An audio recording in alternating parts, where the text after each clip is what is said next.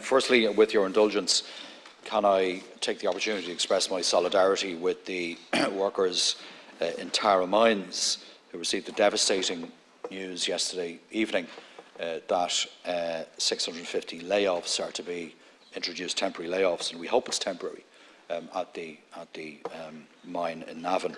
There's a huge impact on workers and families in Meath and across County Louth as well.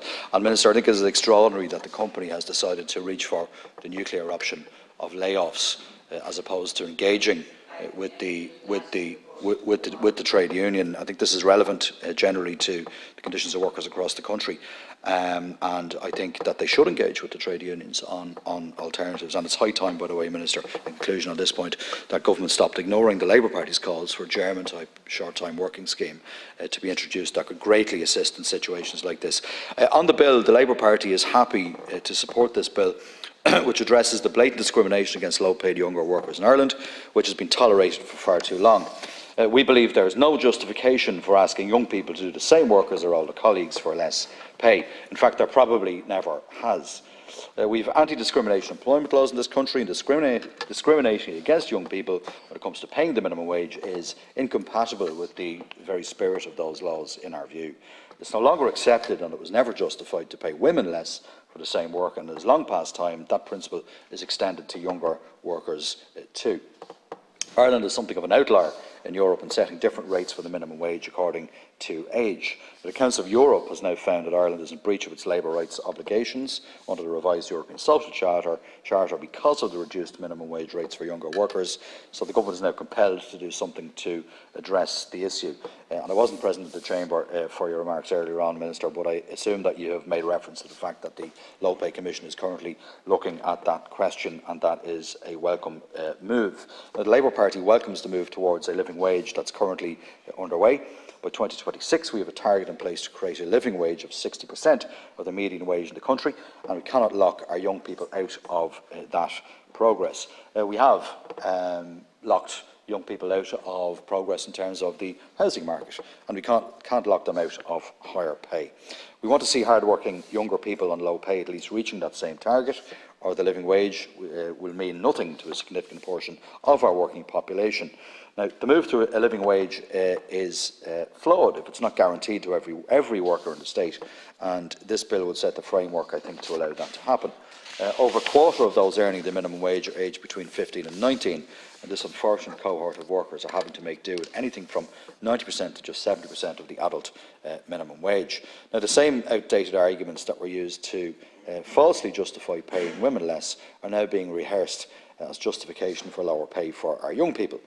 Some will say that workers in their teens may live at home in the main, and while that might still be true, in a world where families across the land are facing a huge cost of living crisis and are struggling to make ends meet, every working member of a household is expected to pull their weight and to make their contribution. And the law as it currently stands, as it pertains to the minimum wage, doesn't reflect that.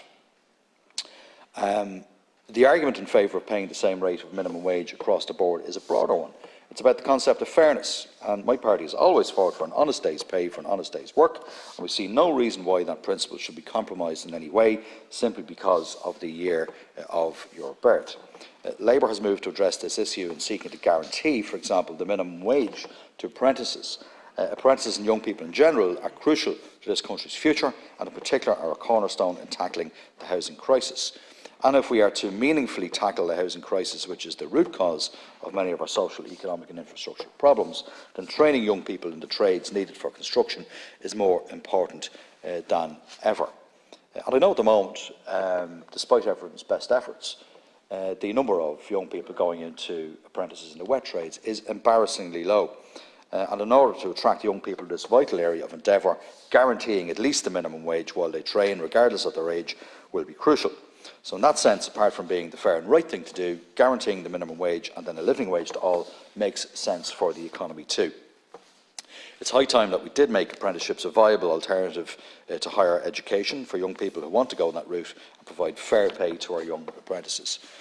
And while providing a fair day's pay for our younger people and apprentices may provide more options for them, It will not have a significant impact on the numbers seeking further education. And I recall when the debates around the introduction of the national minimum wage in the year 2000, this was one of the features, I think, driving that particular provision in the Act, that there was a concern that younger people would somehow be disincentivised in terms of continuing in education because of the minimum wage, and that was one of the justifications for the sub-minimum rates. An argument that some will advance for keeping rates of low pay for the younger worker is that it serves as a negative or punitive incentive to take up further education. But evidence from the ESRI, as we know, Minister, found that at best the impact of low rates of pay for younger workers on their continuing education was, and I quote, small and weak and sometimes statistically insignificant. Now, the Low Pay Commission has not yet arrived at a position where it recommends doing away with age discrimination in terms of the minimum wage, but it has indeed recommended further research on the issue, as I've referenced earlier. So based on that research, it has been asked by the Minister for Enterprise, Trade and Employment to make a recommendation on the issue later this year. We in the Labour Party don't see any reason to wait until then. The case is clear, and I and my party believe that there's only one way to go, and that is to end this pointless and unjustified discrimination now. And the country's unions now agree. Congress has called for the ending of age discrimination with regards to the minimum wage, and earlier this year, as the minimum wage went to €11.30, Mandate Trade Union pointed out the folly and injustice of denying the new minimum wage rate to young people. It's patently ridiculous that a 20-year-old can earn the full minimum wage of €11.30 per hour, while their 19-year-old colleague, standing or sitting beside them doing the same work, is earning €10.17, and an 18-year-old colleague has to make do with just €9.04. I think it is a point worth making as well that not every young person under the age of 20 is earning a sub-minimum rate. I think, based on the last set of statistics I've seen, about 16,500 workers are on sub-minimum rates, and not all employers take the view that the sub-minimum rate is the rate that they should pay, and that is a good thing, and I think others should follow that example. So if you're fortunate enough to do the same work at age 17, you'll be asked to work, as we know, for just €7.91 per hour, based on the proportion of the adult rate of the minimum wage that applies to 17-year-olds, because of the legislation that's in place at the moment. So on its face, discriminating according to age in terms of minimum wage is, I hope you agree, Minister, manifestly unfair and unjust, and it has to come to an end. And this bill does provide us with the opportunity to help to do that once and for all, and the Labour Party is happy to support it.